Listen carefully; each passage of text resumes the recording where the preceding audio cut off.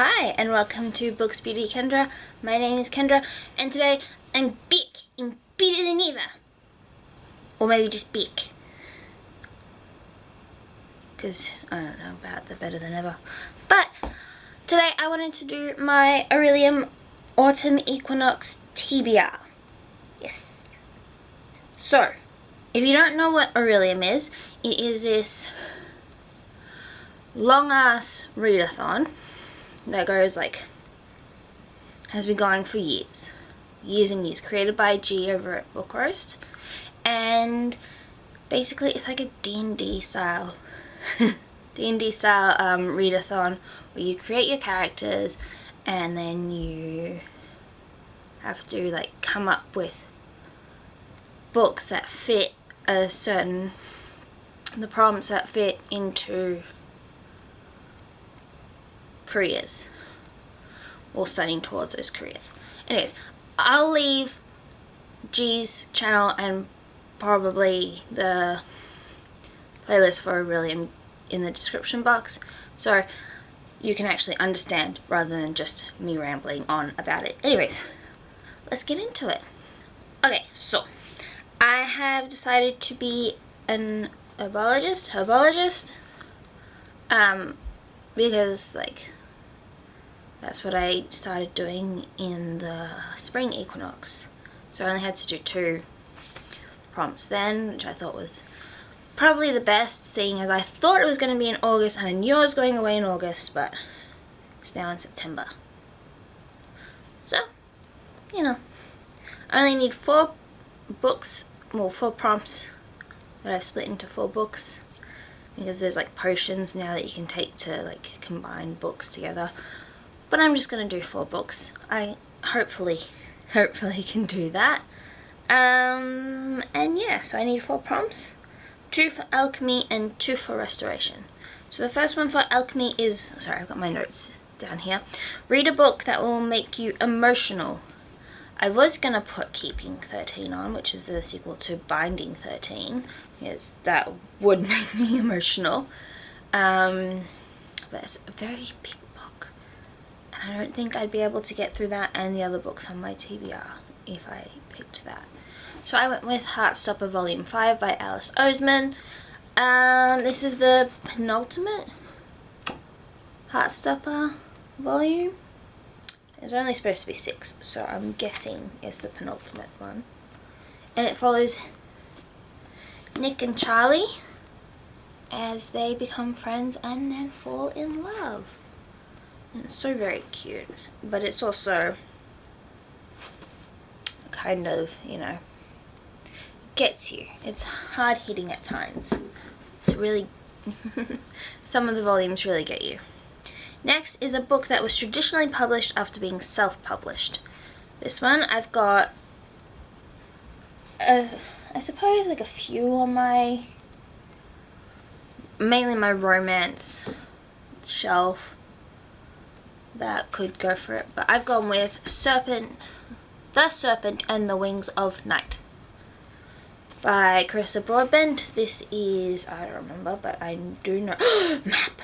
Oh, it's just a boring. It's not a very detailed map, but it's a map. Anyways. Oh, The Hunger Games Meet Vampires. It's a romantasy novel. Fantasy romance. Should be good with vampires. And, yeah.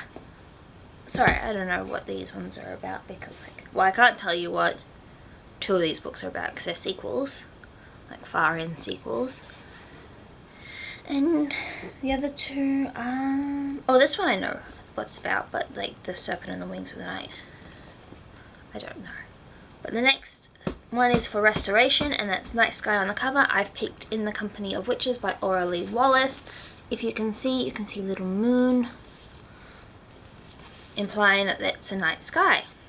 Anyways, this is a cozy murder mystery book with witches, which should be good. I've read the first chapter or 2 and it was funny. But yeah, basically this woman is working at a bed and breakfast with her 2 aunts, at the moment there's only one guest, and that one guest is quite demanding.